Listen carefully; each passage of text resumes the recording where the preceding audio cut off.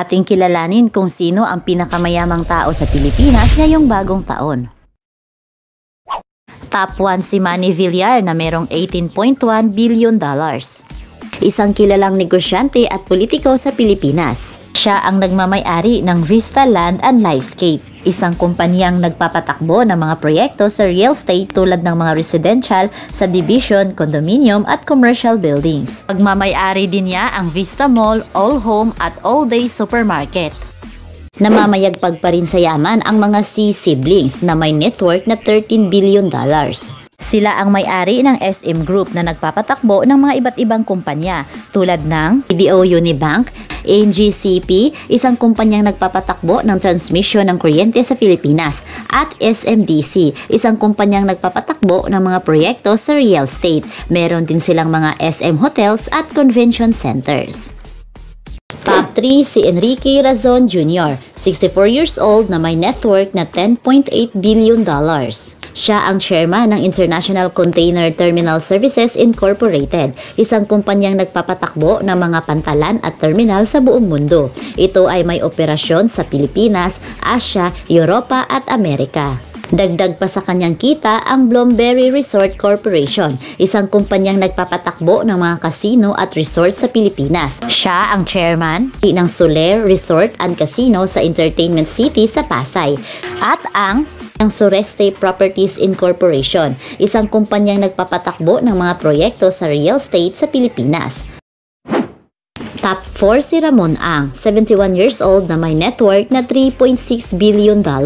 Siya ang kasalukuyang chairman at CEO ng San Miguel Corporation, isang malaking conglomerate sa Pilipinas na may mga interes sa food, beverage, energy, infrastructure at finance.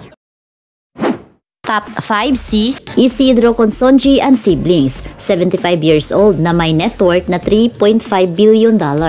Si Isidro Consonji at ang kanyang mga kapatid ay may malawak na negosyo sa ilalim ng DMCI Holdings Incorporated, isang kumpanya na may mga interes sa iba't ibang industriya ng construction, enerhiya, kabilang na ang pagmimina ng coal at pagpapatakbo ng mga planta ng kuryente, tubig at pagmamay-ari din nila ang DMCI Homes.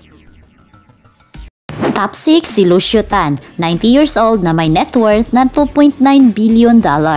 Ito ang mga negosyong nagpayaman kay Lucio Tan: ang Philippine Airlines, Philippine National Bank o PNB, Tanduay Holdings, Asia Brewery, paggawaan ng sigarilyo, at Eaton Properties na isang real estate. Top 7 si Jaime Sobel de Ayala, 90 years old na may net worth na $2.6 billion. Si Sobel de Ayala ang chairman ng Ayala Corporation, isang malaking conglomerate sa Pilipinas na may mga interes sa real estate, banking, telecommunication at iba pang industriya. Ilan sa mga kilalang kumpanya na hawak niya ay ang Ayala Land na nagpapatakbo ng real estate, Bank of the Philippine Islands o BPI, Globe Telecom, Manila Water, AC Energy na nagpapatakbo ng planta ng kuryente at mga proyekto sa renewable energy. Top 8 ang mag-asawang Lucio at Susan Ko na may net worth na $2.3 billion. Si Lucio at Susan ang may-ari ng Pure Gold Price Club Incorporated, isang malaking kumpanyang nagpapatakbo ng mga supermarket at hypermarket sa Pilipinas. Sila din ang may-ari ng SNR, isang kumpanyang nagpapatakbo ng mga membership shopping club sa Pinas. Soyin Corporation, kumpanyang nagpapatakbo ng mga proyekto sa retail, kabilang na ang mga tatak tulad ng bench at kamiseta. Top 9 ang Aboitiz family na may net worth na $2.2 billion. Ito ang mga negosyo ng Aboitiz family. Aboitiz Equity Ventures o AEV, isang holding company na nagpapatakbo ng mga proyekto sa enerhiya, tubig at transportasyon. Aboitiz Power, kumpanyang nagpapatakbo sa mga planta ng kuryente sa Pilipinas. Visayan Electric Company o VECO, kumpanyang nagpapatakbo ng mga serbisyo sa kuryente sa Cebu at mga karatig na lalawigan. Aboitiz Infra Capital, kumpanyang nagpapatakbo ng mga proyekto sa infrastruktura, kabilang ang mga kalsada, tulay at paliparan. At ang Aboitiz Land, nagpapatakbo ng mga proyekto ng real estate, kabilang na ang residential at commercial building. Meron din silang mga bangko tulad ng Union Bank of the Philippines at City Savings. Pagmamay-ari rin nila ang Philmico Foods Corporation, isang kumpanyang nagpapatakbo ng mga proyekto sa paggawa ng pagkain tulad ng bigas, mais at iba pang produktong pang-agrikultura. Top 10 si Lance Gokongwei at ang kanyang mga kapatid na may net worth na $1.9 billion. Sila ang may-ari ng JG Summit Holdings Incorporated, na kung saan hawak nito ang Cebu Pacific Air, Robinsons Land, isang real estate company, Robinsons Retail Holdings Incorporated, isang kumpanyang nagpapatakbo ng mga serbisyo sa retail kabilang na ang mga supermarket at department store. JG Summit Petrochemicals, isang kumpanyang nagpapatakbo sa paggawa ng petrochemicals. Universal Robina Corporation or URC, isang kumpanya ng paggawaan ng pagkain tulad ng mga Chippy, Piato, Sito at marami pang iba. Top 11 ang T-Siblings na may net worth na $1.85 billion. Sila ang may-ari ng GT Capital Holdings Incorporated. Ilan sa mga hawak nito ay ang Metrobank, Toyota Motors Philippines, Federal Land, isang kumpanyang nagpapatakbo ng mga proyekto ng real estate, Grand Hyatt Manila, isang hotel sa Bonifacio Global City. Top 12 si Andrew Tan, 72 years old na may net worth na $1.8 billion.